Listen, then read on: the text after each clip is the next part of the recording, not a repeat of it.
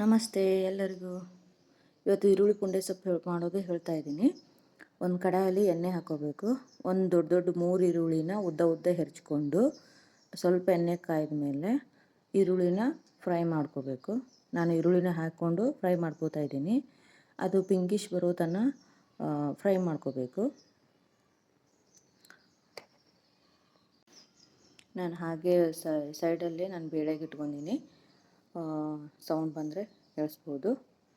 ಅದು ಈರುಳ್ಳಿ ಫ್ರೈ ಮಾಡಿಕೊಂಡು ಆಮೇಲೆ ಹಸಿಮೆಣ್ಸಿನ್ಕಾಯಿ ಒಂದು ಹಿಡಿಯಷ್ಟು, ಖಾರ ಎಷ್ಟು ತಿಂತೀರೋ ಅದ್ರ ಮೇಲೆ ಅದನ್ನು ಚೆನ್ನಾಗಿ ತೊಳ್ಕೊಂಡು ಸ್ವಲ್ಪ ತುರಿಯಾಗಿ ರುಬ್ಕೋಬೇಕು. ತುರಿಯಾಗಿ ರುಬ್ಬಿಕೊಂಡು ಸೈಡ್ ಎತ್ತಿಗೆ ಇಟ್ಕೋಬೇಕು. ಆಮೇಲೆ ಪುಂಡೆ ಸೊಪ್ಪು, ಮೆಂತ್ಯ ಸೊಪ್ಪು ಮತ್ತು ಕೊತ್ತಂಬರಿ ಸೊಪ್ಪು ಮೂರು ಸೀಡು ಅಥವಾ 3 ಕಟ್ಟು ಪುಂಡೆ ಸೊಪ್ಪು ಆದರೆ 2 ಕಟ್ಟು ಮೆಂತ್ಯ ಸೊಪ್ಪು ಮತ್ತು 1 ಕಟ್ಟು ಕೊತ್ತಂಬರಿ ಸೊಪ್ಪು ಯೂಸ್ ಮಾಡಬೇಕು. ಇವಾಗ ಅದು ರುಬ್ಬಿಟ್ಕೊಂಡು ಹಸಿಮೆಣ್ಸಿಕಾಯಿನ ಈರುಳ್ಳಿಯಲ್ಲಿ ಪಿಂಕ್ ಆಗಿದೆ ಅದ್ರಾಗ ಹಾಕಿ ಮಿಕ್ಸ್ ಮಾಡ್ತಾಯಿದ್ದೀನಿ.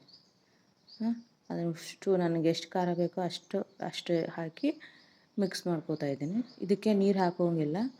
ಸ್ಲೋ ಆಗಿ ನಾನು ಹಾಗೆ ಸೈಡ್ ಚಪಾತಿ ಮಾಡ್ತಾಯಿದ್ದೀನಿ. ಟಿಫನ್ ಟೈಮು ಅವ್ರಿಗೆ ಚಪಾತಿ ಬೆಳ್ಳುಳ್ಳಿ ಖಾರ ಮಾಡಿಕೊಡ್ತಾಯಿದ್ದೀನಿ.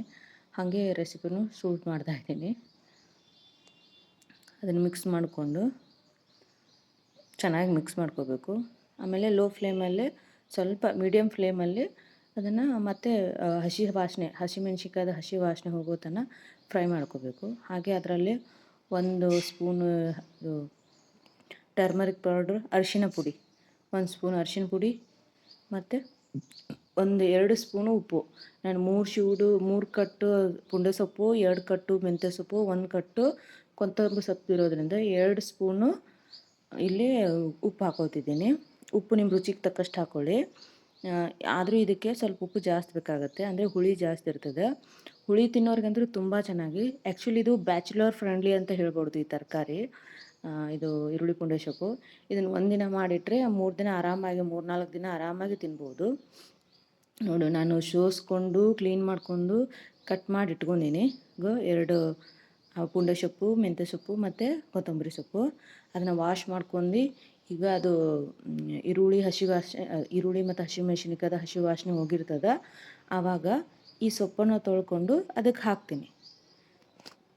ನೀಟಾಗಿ ತೊಳ್ಕೊಬೇಕು. ಸೊಪ್ಪನ್ನು ನೀಟಾಗಿ ತೊಳ್ಕೊಂಡ್ರೆ ಅದರಲ್ಲಿ ಕಸಗಿಸ್ರೆಲ್ಲ ಹೋಗಿಬಿಡ್ತದೆ, ಕಲ್ಲು ಮಣ್ಣು.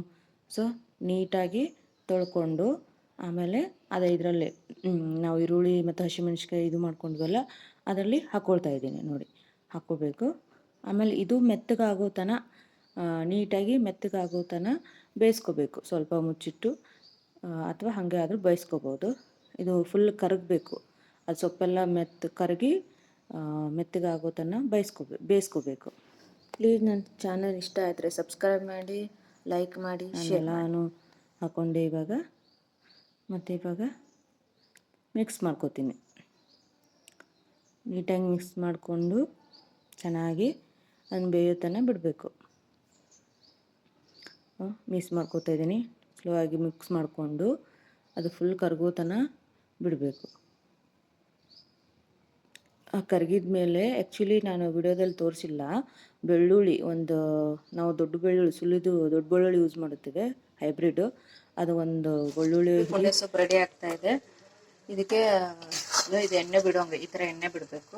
ಸೈಡ್ ಎಲ್ಲ ಎಣ್ಣೆ ಬಿಡೋಂಗೆ ಬಿಡಬೇಕು. ಬೆಳ್ಳುಳ್ಳಿ ಹಾಕಿದ್ದೀನಿ, ಇದನ್ನು ತೋರಿಸಲಿಲ್ಲ, ಮೊಬೈಲ್ ಯಾಕೋ ಸ್ಟ್ರಕ್ ಆಯಿತು. ಸ್ವಲ್ಪ ಬೆಳ್ಳುಳ್ಳಿ ಕುಟ್ಟಿ ಹಾಕ್ಬಿಡ್ಬೇಕು. ಆಮೇಲೆ ಸ್ವಲ್ಪ ಧನಿಯಾ ಪುಡಿ ಹಾಕಿದರೆ ಈರುಳ್ಳಿ ಪುಂಡೆ ಸೊಪ್ಪು ರೆಡಿ. ನೋಡಿ, ಚೆನ್ನಾಗಿ ಬಂದಿದೆ. ನೋಡಿದ್ರೆ ತಿನ್ಬೇಕು ಅನಿಸುತ್ತೆ.